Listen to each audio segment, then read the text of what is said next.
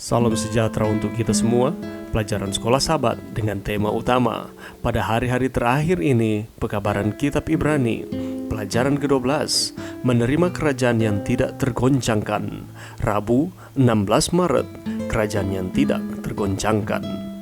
Tuhan telah mengumumkan bahwa Dia akan menggoncangkan langit dan bumi, yang artinya Dia akan menghancurkan bangsa-bangsa musuh. Ada beberapa hal bagaimanapun yang tidak akan tergoncangkan, yang tidak akan dihancurkan. Bandingkan Mazmur 15 ayat 5, Mazmur 16 ayat 8, Mazmur 21 ayat 7, Mazmur 62 ayat 2, Mazmur 112 ayat 6, dan Ibrani 12 ayat 27. Hal-hal apakah yang tidak akan digoncangkan? Banyak terjemahan modern Ibrani 12 ayat 27 menyarankan bahwa penggoncangan langit dan bumi berarti bahwa mereka akan disingkirkan dan hilang selamanya. Namun, Alkitab dengan jelas menyatakan bahwa Tuhan akan menciptakan langit baru dan bumi baru, dan kita akan dibangkitkan dan memiliki tubuh baru di bumi ini. Jadi, penggoncangan menyiratkan pembersihan dan renovasi ciptaan, bukan penghapusan seluruhnya. Apa yang ada di sini akan dibuat ulang dan akan menjadi tempat tinggal orang yang ditebus. Namun, ada beberapa hal yang tidak akan terguncang. Mereka termasuk orang benar. Mereka tidak akan terguncang karena mereka percaya pada Tuhan. Sang Pencipta menopang mereka dan menjamin kelangsungan hidup mereka. Perhatikan bahwa dalam Ibrani, keabadian dan stabilitas dikaitkan dengan Yesus. Ibrani 1 ayat 10-12 mengatakan tentang Yesus.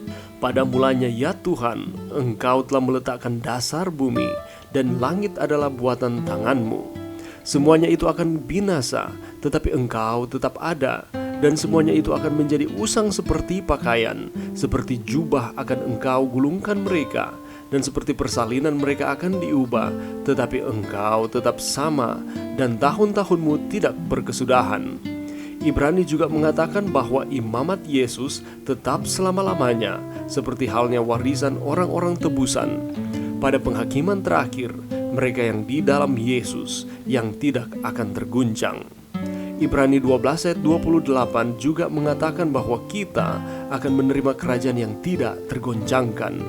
Ini merujuk pada Daniel 7 ayat 18 yang mengatakan bahwa orang-orang kudus akan memiliki kerajaan selamanya. Inilah kerajaan yang tidak akan pernah dimusnahkan, yang disebutkan dalam Daniel 2 ayat 44. Kerajaan ini milik anak, tetapi dia akan membaginya dengan kita. Wahyu 20 ayat 4 mengatakan bahwa kita akan menghakimi bersama dia kekuatan jahat yang menganiaya kita. Seberapa baik Anda melakukannya sekarang dalam hal diguncang? Jika tidak begitu baik, pilihan apa yang dapat Anda buat untuk mendapatkan bantuan di bidang penting ini? Pelajaran yang bisa kita dapatkan pada saat ini. Kalau kita membaca di dalam Ibrani 12 ayat 28, di sana dikatakan seperti ini. Karena kita menerima kerajaan yang tidak tergoncangkan, marilah kita mengucap syukur dan beribadah kepada Allah menurut cara yang berkenan kepadanya dengan hormat dan takut. Di dalam konteks ayat ini, di sana dikatakan bahwa kita menerima kerajaan yang tidak tergoncangkan. Oleh karena kita telah menerima kerajaan ini, apa yang harus kita lakukan? Harus mengucap syukur, harus beribadah kepada Allah menurut cara yang berkenan kepadanya dengan hormat dan takut. Oleh karena Allah telah memberikan kerajaan ini kepada kita.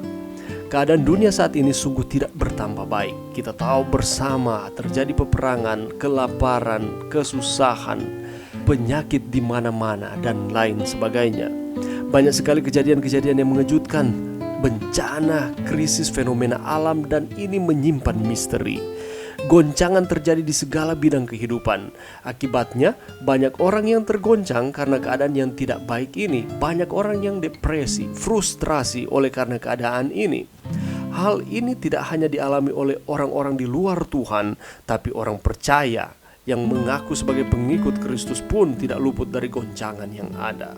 Sebagai pengikut Kristus, janganlah kita terkejut bila mendengar berita atau melihat kejadian-kejadian yang menggoncangkan ini.